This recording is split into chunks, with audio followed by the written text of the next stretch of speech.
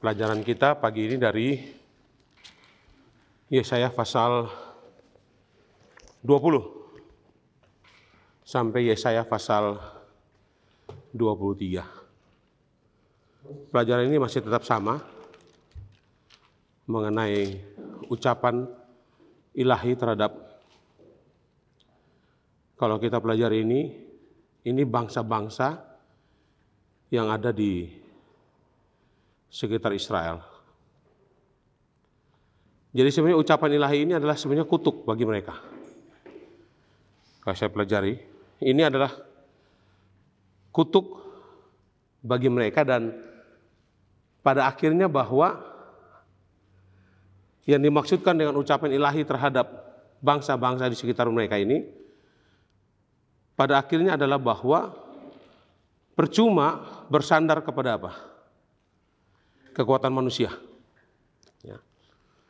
Hingga di pasal yang ke-20 ini bagaimana ucapan ilahi terhadap Mesir dan Ethiopia. Ayat 2, pada waktu itu, ini yang menarik di pasal 20. Pada waktu itu berfirmanlah Tuhan melalui Yesaya bin Amos firman-Nya. Pergilah dan bukalah apa?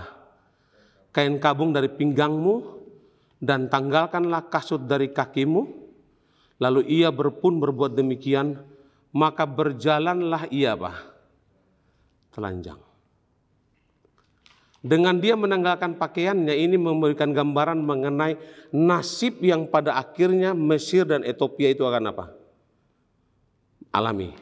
Yang menarik adalah bahwa tidak semua nabi dalam Alkitab ini yang kita tahu yang menggunakan hidupnya menjadi nubuatan bagi apa? Orang lain. Tidak banyak. Mungkin ada Hosea yang kita ketahui. Dan saudara, pelajaran Alkitab kita mengatakan 3 tahun Nabi Yesaya ini telanjang. Luar biasa. Dan memang saya lihat mungkin Nabi ini penuh dengan penderitaan mungkin ya. Nabi yang dipanggil untuk menderita. Kita ketahui seperti Hizkia. Yesaya ini kan hidup sejaman dengan siapa? Hizkia. Ya, kemudian hidup sejaman dengan Hizkia yang sakit, kemudian dia apa? Dipanjangkan umurnya menjadi berapa tahun lagi? 15 tahun lagi. Kemudian di dalam pelajaran kita yang pasal yang ke-20 ini, bagaimana Yesaya menggunakan hidupnya untuk menjadi nubuatan bagi nasib bangsa Mesir dan Ethiopia, di mana dia telanjang selama 3 tahun. Kalau pelajaran kita mengatakan itu selanjutnya di ayat yang ketiga, berfirmanlah Tuhan, seperti hambaku Yesaya berjalan telanjang dan tidak berkasut selama berapa tahun? 3 tahun lamanya sebagai tanda alamat terhadap Mesir dan terhadap siapa? Ethiopia. Yesaya menggunakan hidupnya untuk memberikan gambaran bagaimana nasib daripada apa? Mesir dan apa? Ethiopia.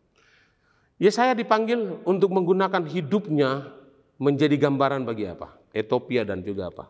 Mesir. Di pasal 21, ini ucapan ilahi juga terhadap apa? Babel. Bayangkan, Tuhan memberikan gambaran kepada Babel itu seperti, sebab itu pinggangku amat sakit, sakit mulas menimpa aku seperti sakit mulas perempuan yang apa? Melahirkan. Ini luar biasa. Ya. Jadi Yesaya untuk memberikan gambaran terhadap Babel ini, maka Yesaya mengalami hal seperti perempuan yang apa? Sakit apa? Melahirkan. Ya. Inilah gambaran yang diberikan kepada siapa? Terhadap apa? Babel. Ya. Baru sesudah itu saudara, kalau kita ketahui, kita sudah baca di pasal-pasal yang kemarin. Sesudah bangsa-bangsa itu mendapatkan ucapan ilahi mengenai apa yang akan terjadi dalam kehidupan mereka, maka barulah ini datang kepada Yerusalem. Umat Tuhan. Ya, kadang-kadang kan saya hanya berpikir begini. Lihat Kalian kan dihukum Tuhan nih. Orang-orang yang kita anggap bukan umat Tuhan. Dihukum Tuhan. Tapi pada akhirnya kita pun ikut apa? Dihukum Tuhan oleh karena kita mengadopsi kehidupan apa? Orang-orang itu. Ya.